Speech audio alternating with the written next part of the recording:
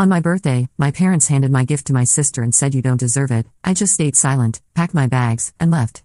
Weeks later, during her party, their phones buzzed, 74 missed calls. My name is Sarah, and I was 24 when this all started, though I'm 25 now. I'm the middle child in what I always thought was a loving family. My older brother Jake is 28, and my younger sister Emma is 21. Growing up, I was always the peacekeeper, the responsible one, the one who tried to keep everyone happy. Maybe that was my first mistake. Let me paint you a picture of my family dynamic. My parents, Linda and Robert, always seemed to have their favorites. Jake was the golden boy, star athlete in high school, got a full scholarship to college, landed a great job right after graduation. Emma was the baby, the princess who could do no wrong. She was beautiful, charming, and had this way of making everyone fall in love with her instantly. And then there was me. I was fine.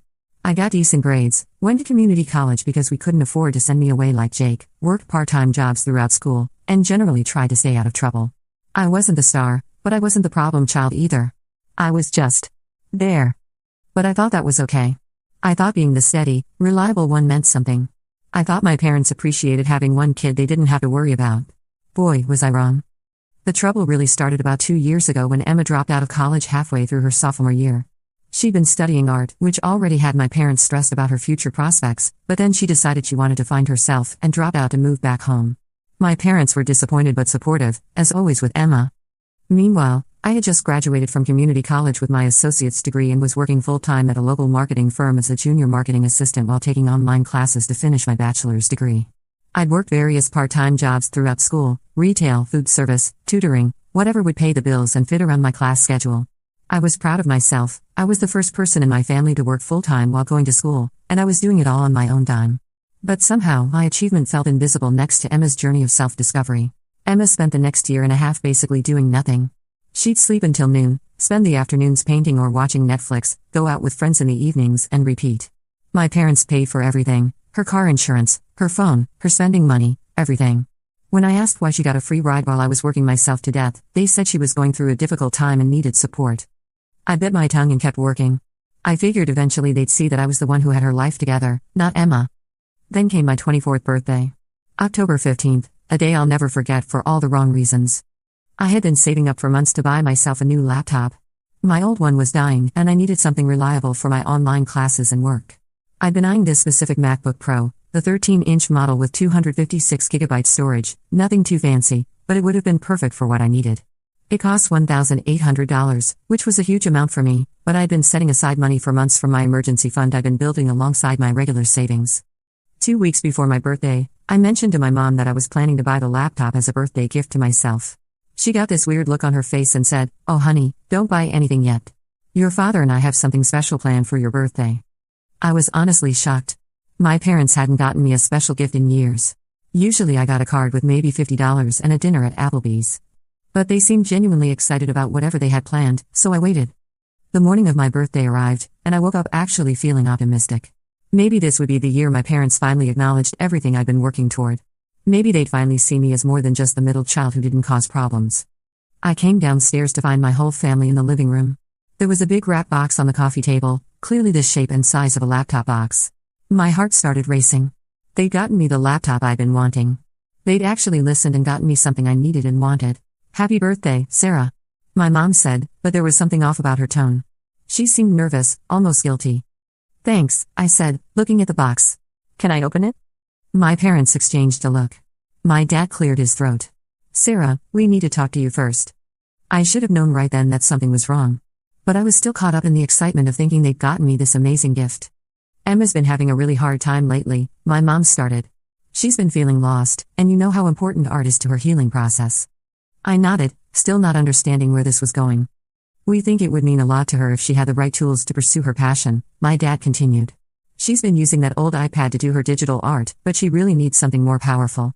The pieces started clicking together in my brain, but I refused to believe it.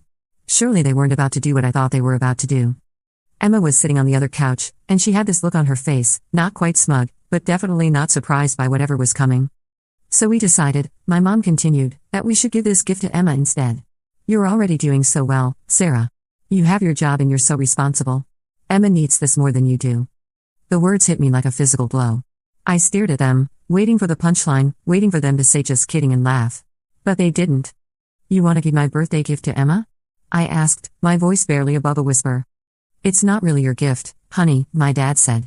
We bought it, so we get to decide who should have it. And we think Emma deserves it more. Deserves it more. Those words are burned into my memory. But it's my birthday, I said, and I hated how small and pathetic my voice sounded. You're 24 years old, Sarah, my mom said, and now there was an edge of irritation in her voice. You're too old to be acting entitled about birthday presents. Emma is going through a difficult time, and this laptop will help her build a portfolio for art school. What art school? I asked. This was the first I'd heard of Emma wanting to go back to school. Emma spoke up for the first time. I've been thinking about applying to some programs, she said. Digital art programs. I need professional equipment to put together a good application. I looked at my brother Jake, hoping for some support, but he was staring at his phone, clearly wanting to be anywhere else. This is ridiculous, I said, my voice getting stronger. You told me you had something special planned for my birthday, and now you're giving it to Emma? Again? Sarah, don't be dramatic, my dad said. You don't deserve this attitude. We work hard for our money, and we'll spend it how we see fit. Emma needs this laptop more than you do. You already have a job, you can buy your own laptop if you want one so badly. You don't deserve this attitude. Not you don't deserve to be upset. You don't deserve to have an attitude about your birthday gift being given to your sister. I looked around the room at my family.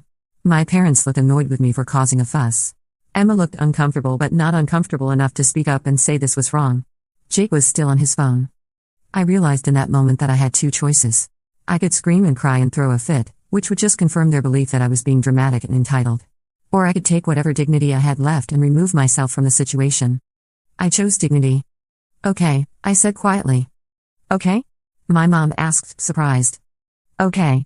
Give Emma the laptop. It's fine. I could see the relief on their faces. Crisis averted. Sarah was being reasonable, as always. I'm glad you understand, honey, my mom said. Maybe we can take you out to dinner later to celebrate. Maybe, I said. I went upstairs to my room and closed the door. I sat on my bed and stared at the wall for what felt like hours. I wasn't crying, I was beyond crying. I was numb. But as I sat there, something shifted inside me. The numbness started to transform into something else. Clarity, maybe. Or determination. I realized that I had been waiting my entire life for my parents to see me, to value me, to treat me like I mattered. And they never would. Not because I wasn't good enough, but because they had decided long ago that I was the child who didn't need anything. I was so responsible and independent that I didn't deserve the same care and attention as my siblings. Well, if they wanted me to be independent, I'd show them what independence really looked like. I opened my laptop, my dying 5-year-old laptop that I'd been nursing along for months, and started looking for apartments. I had some money saved up, not just the laptop fund but also my emergency fund I'd been building. Between the two, I had enough for a security deposit and several months of rent if I was careful. I'd been living at home to save money while finishing school, but I had enough to get my own place.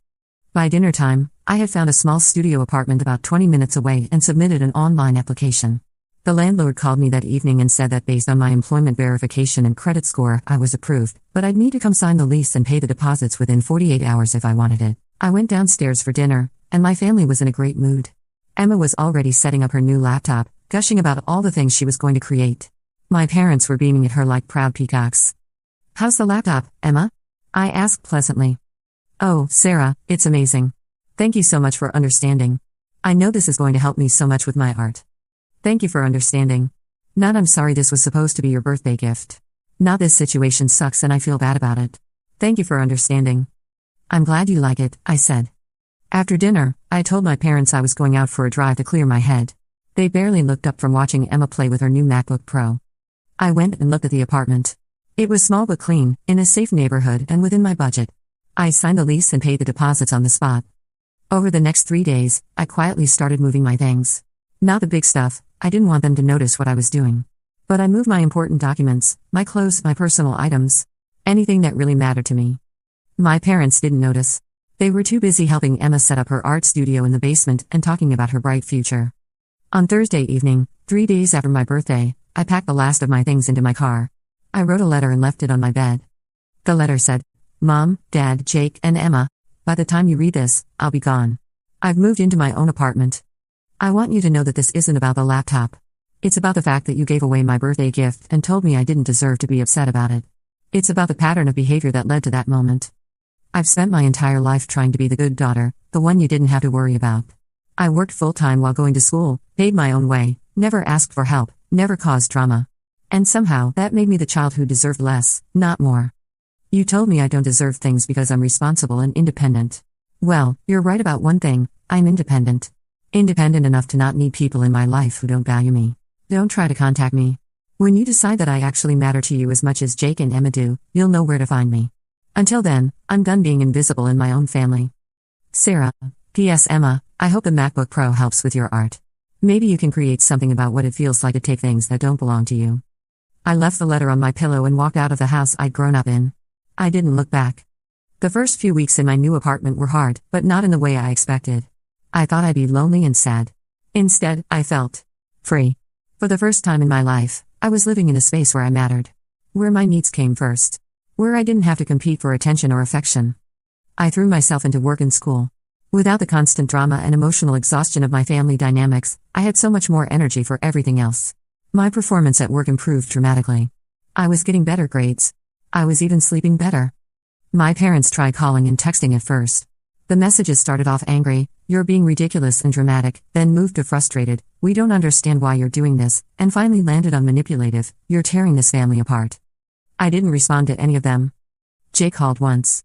"Sarah, this is crazy," he said in his voicemail. "You need to come home and work this out. Mom and Dad are really upset." I didn't call him back either. Emma didn't try to contact me at all. I wasn't surprised. After about a month, the calls and texts stopped coming. I guess they figured I'd come crawling back eventually. After all, I was the responsible one. I didn't cause drama. I'd come to my senses and apologize for overreacting. But I didn't come crawling back. Instead, I kept building my new life. I got a promotion at work. Turns out when you're not emotionally drained all the time, you perform better. Over the following months, my supervisor Jennifer noticed the change and started giving me more challenging projects. I finished my online classes and graduated with my bachelor's degree. I started dating a guy named Marcus for my work who was kind and funny and treated me like I mattered. For the first time in my life, I was genuinely happy. 2 months after I left, I found out through mutual friends that Emma had dropped her art school plans and was now talking about becoming a yoga instructor. The MacBook Pro was apparently gathering dust while she decided what her next passion would be. I wasn't even surprised. 3 months after I left, those same friends told me that my parents were starting to complain about Emma. Apparently, without me there to handle things quietly in the background, they were noticing how much Emma didn't contribute to the household. Who knew? I still didn't reach out. 4 months after I left, something interesting happened. I got a call from my great Aunt Helen, my mom's aunt who lived about an hour away. I'd always liked Aunt Helen. She was sharp, funny, and didn't take crap from anyone. "Sarah," she said, "I heard through the family grapevine that you moved out after some kind of fight with your parents." "Something like that," I said carefully. I didn't know how much she knew or whose side she was on. "Well, I want you to know that whatever happened, I think you're a smart girl for getting out on your own. Your parents have been babying Emma for years, and it hasn't done her any favors." I was shocked. "You think that?" "Honey, I've been watching this family dynamic for years. You've been the responsible one since you were 12 years old. It's not healthy for anyone, especially not you." Aunt Helen and I started talking regularly after that. She became like a surrogate parent to me, someone who was proud of my accomplishments, who asked about my life, who treated me like I mattered. It was through her that I learned what was happening with my family. According to Aunt Helen, things at home were getting tense. Without me there as the responsible child, the burden of Emma's laziness was falling more heavily on my parents.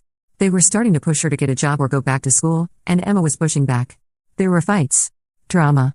The kind of stuff I used to absorb and deflect. "Your mother called me last week," Aunt Helen told me during one of our conversations. "She's starting to realize how much you did to keep that household running smoothly." "Did she say anything about me coming home?" I asked. "She hinted around it. I told her that if she wanted you back, she needed to apologize for how she treated you. Really apologize, not just sweep it under the rug." "And what did she say to that?" "She got defensive. Started talking about how you were being dramatic and they were just trying to help Emma. I told her she raised a good daughter in you, and if she couldn't see that, it was her loss." I loved Aunt Helen. Around this time, something else happened that really drove home how different my life had become. I ran into my high school friend Jessica at the grocery store. We'd been close in school but had drifted apart over the years, especially after she went away to college while I stayed local. "Sarah," she said, giving me a huge hug. "I haven't seen you in forever. How are you?" We ended up getting coffee and catching up for 2 hours. As I told her about my new job, my apartment, my relationship with Marcus, she kept saying things like, "You seem so confident now and you're glowing, you look amazing." "I feel amazing," I told her honestly. "I feel like myself for the first time in my adult life." When I mentioned that I'd moved out of my parents' house, she nodded knowingly. I always wondered about that, she said. Even in high school, you seemed like you were carrying the weight of the world on your shoulders.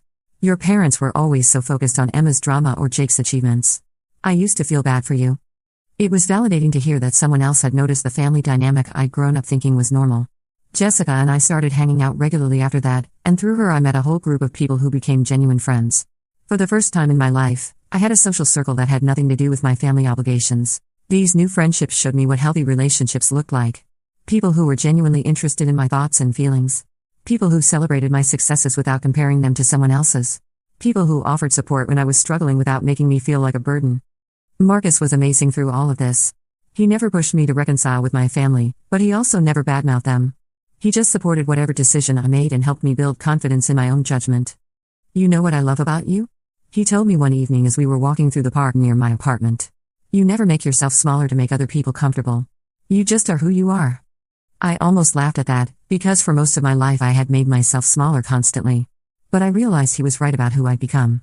Living on my own had allowed me to take up space in my own life. Meanwhile, the reports from Aunt Helen about my family were getting more interesting. Apparently, my absence was having effects I hadn't anticipated. Your mother called me crying last week, Aunt Helen told me during one of our regular phone calls. She said the house feels empty without you. She keeps expecting to see you in the kitchen in the mornings before work, or to hear you coming in from your evening classes. She never seemed to notice those things when I lived there, I pointed out. That's exactly what I told her, Aunt Helen said with a chuckle. I said, Linda, you didn't appreciate what you had when you had it. She didn't like hearing that. Aunt Helen also told me that my parents had started asking Emma to help more around the house. Your mother expected her to step up and fill the gap you left, she said. But Emma's not you, Sarah. She doesn't see what needs to be done and just do it. She has to be asked, and then she complains about it. I felt a petty satisfaction hearing that. For years, I'd been handling so many household responsibilities that they'd become invisible. Apparently, now that I was gone, those tasks were very visible indeed. Your father mentioned that he didn't realize how much you did to keep things running smoothly, Aunt Helen continued. He said he keeps finding things that need to be done that he never thought about before, bills that need organizing, appointments that need scheduling, maintenance tasks around the house. It turned out I'd been the family's unofficial household manager and no one had noticed until I stopped doing it. 6 months after I left, Emma apparently started dating some guy that my parents didn't approve of. He was older, had tattoos, and didn't have a steady job. According to Aunt Helen, there were screaming matches about him coming to the house. I couldn't help but think about how different my parents' reaction was to Emma's questionable boyfriend versus their reaction to Marcus when I brought him home for dinner once. They'd been polite but cold, asking him pointed questions about his career prospects and whether he was serious about me. But Emma's boyfriend was causing actual problems, and they were bending over backward to handle the situation delicately so as not to push Emma away. The double standard was so obvious it was almost funny. When I was dating someone stable and kind, they were suspicious and unwelcoming. When Emma was dating someone who was clearly bad news, they were walking on eggshells trying not to upset her. Around this time, I also started therapy. I'd been thinking about it for months, but I'd always told myself I didn't need it, that I was handling everything fine. But Marcus gently suggested that talking to someone might help me process everything that had happened with my family. Dr. Lisa Martinez was a family therapist who specialized in adult children dealing with dysfunctional family dynamics. Our first session was eye-opening. Tell me about your role in your family, she said. I was the responsible one, I said automatically. What did that mean, day to day? As I started listing all the things I'd done to keep my family functioning, mediating arguments, managing household tasks, being the emotional support for everyone else, never causing problems or asking for help, Dr. Chen nodded knowingly. Sarah, she said gently, what you're describing isn't being responsible. It's being parentified. You were forced into an adult role as a child, taking care of your parents' emotional needs and your siblings' needs instead of having your own needs met. The word parentified hit me like a lightning bolt. I'd never heard the term before, but it perfectly described my experience. I hadn't just been the responsible child, I'd been functioning as a third parent in the household. Children who are parentified often struggle with feeling invisible or unimportant, Dr. Martinez continued. They learn that their worth comes from what they do for others, not from who they are as people. I started crying right there in her office. It was like someone had finally put words to something I'd felt my whole life but never understood. Over the next several months, therapy helped me understand so much about my family dynamics and my own patterns. I learned about concepts like golden child and scapegoat and lost child, different roles that children take on in dysfunctional families. Emma was clearly the golden child, Jake was the successful one who escaped, and I was the lost child who kept everything running smoothly in the background. Therapy also helped me understand that my parents' treatment of me wasn't actually about me at all. It was about their own issues, their own inability to see and meet all their children's needs equally. The fact that you were easy to parent doesn't mean you needed less parenting, Dr. Martinez told me. If anything, a child who's naturally responsible and independent needs parents who make sure they're not taking on too much, who actively nurture their emotional needs, who celebrate their achievements. Your parents took the easy path with you, and that wasn't fair. These insights were both liberating and painful. Liberating because they confirmed that my feelings were valid, I really had been treated unfairly.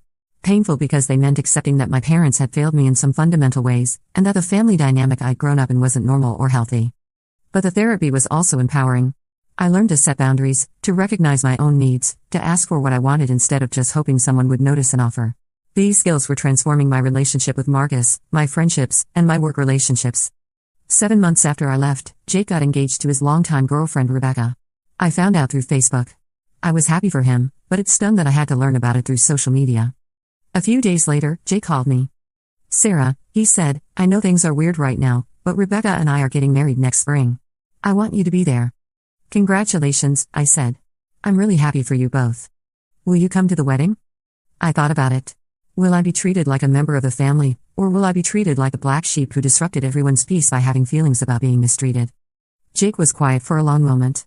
I think Mom and Dad are starting to realize they messed up. Starting to realize? It's been 7 months, Jake. I know. But maybe this could be a chance to fix things? I'm not the one who needs to fix things, I said. I'm not the one who gave away someone's birthday gift and told them they didn't deserve to be upset about it. You're right, Jake said quietly. You're absolutely right. I should have said something that day. I was a coward. I was surprised by his honesty. Yeah, you were. I'm sorry, Sarah. I'm really, really sorry. I don't blame you for leaving.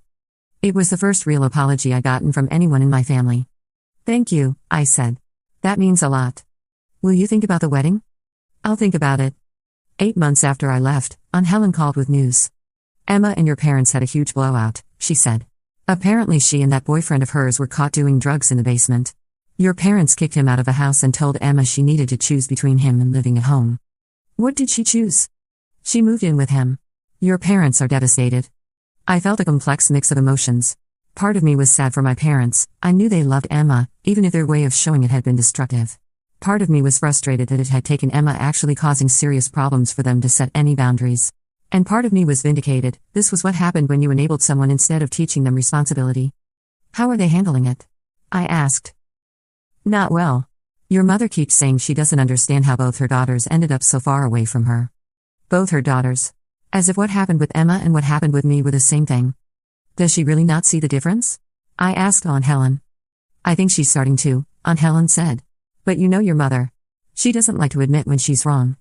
9 months after I left, I got a text from my mom. Just one line, I miss you. I stared at the text for a long time. Part of me wanted to respond, to take it as an opening to rebuild our relationship. But I knew my mom. I knew that I miss you wasn't the same as I was wrong or I'm sorry. It was a bit for me to come back without her having to acknowledge what had driven me away in the first place. I didn't respond. 11 months after I left, I got the call that changed everything.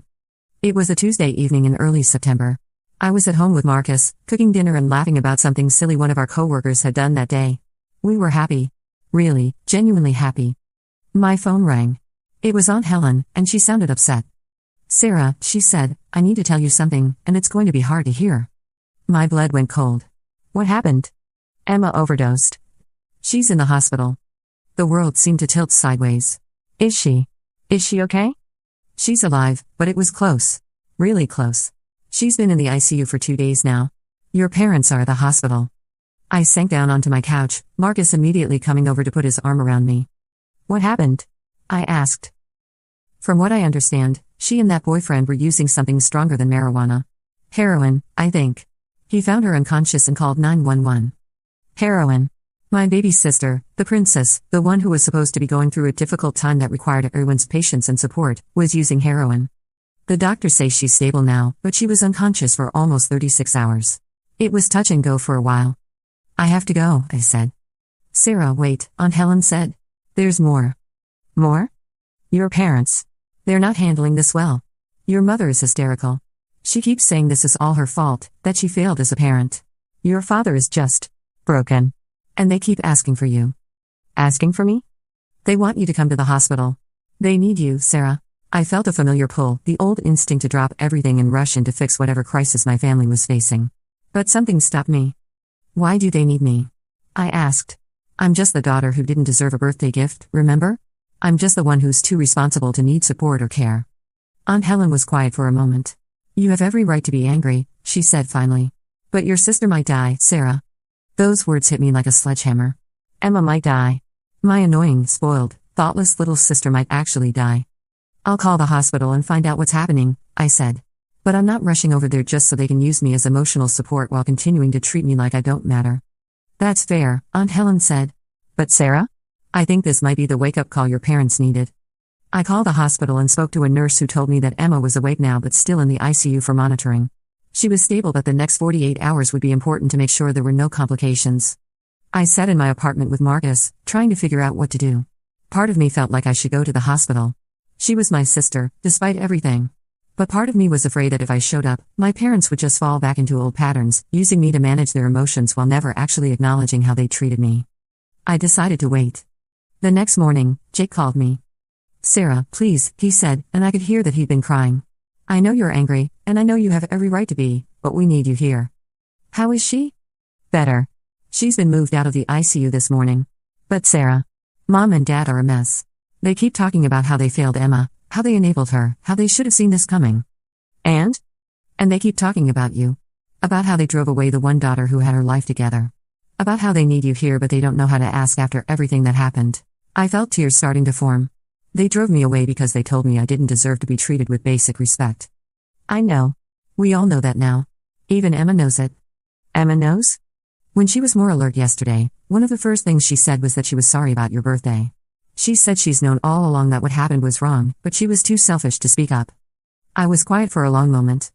Sarah, Jake continued, I'm not asking you to come back and pretend nothing happened. I'm not asking you to fix everything for them. I'm just asking you to consider giving them a chance to apologize. Really apologize. And if I come and they don't really apologize? If they just want me there for emotional support without actually acknowledging what they did? Then you can leave again, and I'll support you completely. I thought about it for the rest of the day. Finally, that evening, I decided to go to the hospital. Not to rush in and save everyone, but to see if my family was finally ready to treat me like a person who mattered. I walked into the hospital room to find Emma awake but looking terrible. She was pale and thin, with dark circles under her eyes. My parents were sitting beside her bed, and they looked like they'd aged years in the past day. When they saw me, my mother started crying immediately. Sarah, she said, oh, Sarah, I'm so sorry. I stood in the doorway, not moving closer. Sorry for what? She looked confused by the question, like she expected a general apology to be sufficient. I need you to be specific, I said. What are you sorry for? My father spoke up. We're sorry for how we treated you. For taking your birthday gift and giving it to Emma. For telling you that you didn't deserve to be upset about it. It was a start, but I needed more. And? I prompted. And for years of treating you like you mattered less than your siblings, my mother said through her tears. For expecting you to be responsible and independent while babying Emma. For using your reliability as an excuse to give you less attention and care. I felt something loosening in my chest. They were actually saying the words I needed to hear. We know we don't deserve your forgiveness, my father continued. We know we drove you away. But losing you made us realize how much we took you for granted. How much we need you in our lives. Emma spoke up from the bed, her voice weak but clear. Sarah, I'm sorry too. I knew what happened on your birthday was wrong. I should have told them to give you the laptop and that I'd wait for my own. But I wanted it, and I was selfish, and I let them give me something that should have been yours. I looked around the room at my family. They all looked genuinely remorseful, genuinely broken by what had happened. I don't know if I can trust you, I said honestly. You hurt me really badly. For years, but especially that day. We know, my mother said. We'll do whatever it takes to earn your trust back. Even if it takes years? I asked. Even if it takes years, my father confirmed. I walked closer to Emma's bed. She looked so small and fragile. Are you going to get clean? I asked her. Yes, she said without hesitation. I'm going to a 90-day inpatient program as soon as the doctors clear me medically. Real rehab, for as long as it takes. And you're not going to expect Mom and Dad to pay for everything while you do it? Emma actually smiled a little at that. I figured you'd make them cut me off financially. It's probably what I need. I looked at my parents. Is that true? Are you going to make Emma take responsibility for her own recovery? Yes, my mother said firmly. We've been enabling her for years. We see that now. It nearly killed her. We talked for another hour. It wasn't a magical reconciliation, there was too much hurt for that. But it was a real conversation, maybe the first real conversation we'd had as a family in years. When I left the hospital that night, I felt something I hadn't felt in relation to my family in a long time: hope. Over the next few months, we slowly rebuilt our relationships. Emma completed her 90-day inpatient program, then moved into a sober living house for another 3 months before moving back home with strict conditions. She got a job at a coffee shop and started paying my parents rent to live at home. My parents started going to family therapy to understand how their parenting had contributed to the problems. And me? I stayed in my apartment. I kept my boundaries. I didn't rush back into being the family fixer. But I started having dinner with them once a week. I answered their calls. I let them back into my life, gradually and on my terms. The MacBook Pro, by the way, was still sitting in Emma's room, barely used. For my 25th birthday, almost exactly a year after the birthday that changed everything, my parents gave it to me with a card that said, "This should have been yours from the beginning. We're sorry it took us so long to realize that all our children deserve to be treated with love and respect." Emma had added her own note: "I hope someday I can be as strong and independent as you are. Thank you for not giving up on me, even when I didn't deserve your loyalty." I'm not going to lie and say everything is perfect now. Family relationships are complicated, and it takes time to heal years of hurt. But we're in a good place.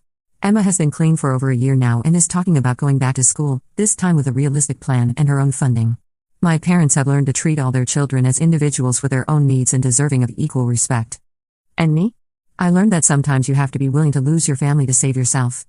Sometimes you have to show people what life looks like without you in it for them to realize what you bring to their lives. I also learned that I'm stronger than I ever thought I was. That I can build a life that makes me happy, with or without my family's approval.